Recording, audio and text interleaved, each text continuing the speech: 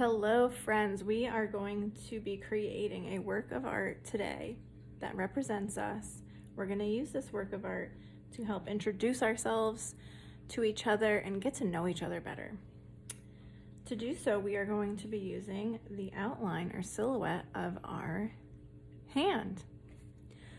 This is the example that I made for you. I wanted to explain it a bit. Here you have my name, Mrs. Obasi.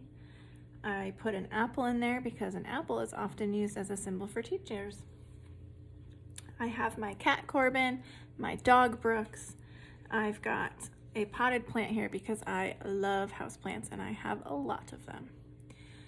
I included a rainbow background here because, as you can see by my room, I love color and I love rainbows. I wrote art in my pointer finger and drew a paint palette there to represent my love for art and me as an artist.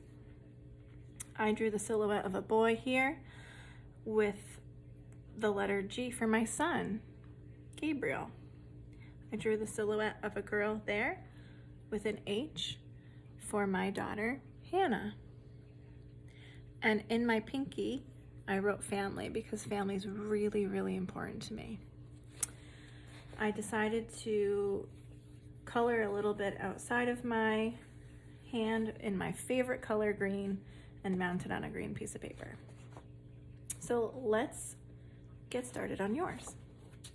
What you're going to need is some plain white paper, a pencil, a black marker, and eventually scissors and glue. We're going to use crayons to color our pieces today.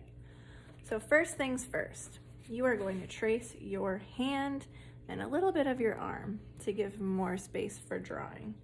So you're going to spread your hand nice and wide, put your arm on the paper a bit, and you're going to very carefully and very lightly trace the outline of your hand. Now, if you ever heard the saying, draw light till you get it right, this is a great assignment to do that because sometimes when we trace our hands, one finger might come out really skinny, one might come out really thick, and you might have to fix that afterwards. So if your handprint looks okay, you're then going to trace it with black marker. If it doesn't, then you can go in and sort of fix the different fingers. If your arm got too skinny or too wide, you can fix that so that it looks okay to you. But does it have to be perfect? Absolutely not. So you're gonna go through and you're gonna trace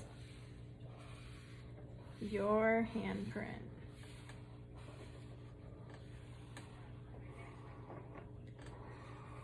Now you might want to use your marker to make certain really bold things that you want to stand out. But first, you are gonna sketch that out with your pencil. So when I did this, I sketched everything you see in my pencil first, and then I went over it with crayon to add color, marker to outline it. So if I was to recreate what I have there, I would use my pencil to draw my plant pot, but I'm going to use a marker just so you can see for visibility reasons, but you will be using a pencil first and then tracing. So to draw my plant pot, I've got that down here. While you're watching me, think about what you can include in your handprint that represents you. Got my artist palette. I wrote art in the background with a little paintbrush in between. I've got my name down here, Mrs. Obasi. Now let's pretend that I have all my drawing done. Now I'm going to use my crayons to add color. Take your time with this and color it really purposefully.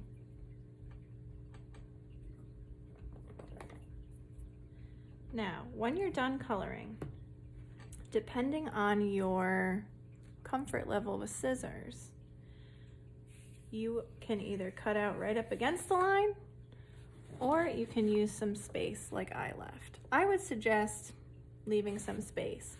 Now, if you wanted to add sort of a color fade like I did, then you're gonna grab your color choice.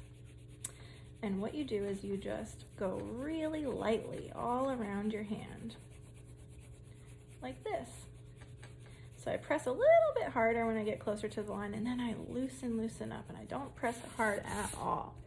I'm gonna turn to make it easier to get in between my fingers, and I'm just trying really hard not to go over that black line with my color fade.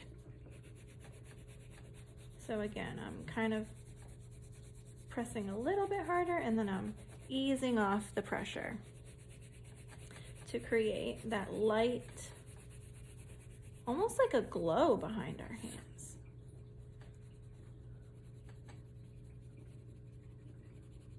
Really nice.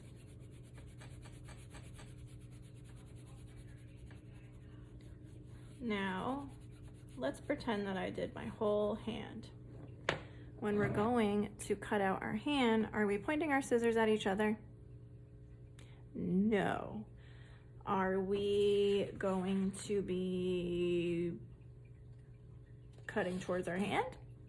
No. We're gonna make sure to hold the scissors very carefully, cutting away from our hand. And I'm just leaving a bit of space all the way around my hand to get that nice glow in there. I think it looks really cool, and then you don't have to worry about getting in between those tight spaces in between your fingers, because hands are pretty tricky to cut out. So I'm just skipping over and leaving that little bit of room, and again, we're pretending like my hand is complete.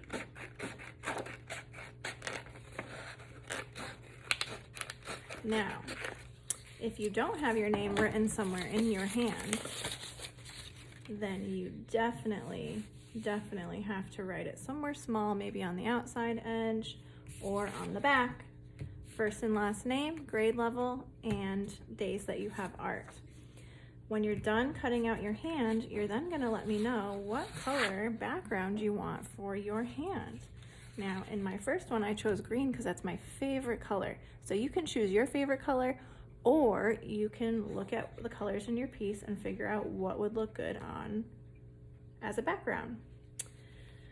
You're then going to, my hand doesn't quite fit on this because it's a lot bigger than yours will be. Then you're going to use your glue stick and apply glue very carefully. I don't want to go over the paper and get glue all over my table or all over my background sheet, because then we'll end up with a mess. I don't want to get glues on my fingers. I don't want to get glue on my clothes, so I'm being really careful. Applying glue everywhere, putting my cap on so it doesn't dry out, flipping it over, and I'm pasting it on. Mine has a little bit extra, so what I can do is just trim that right off.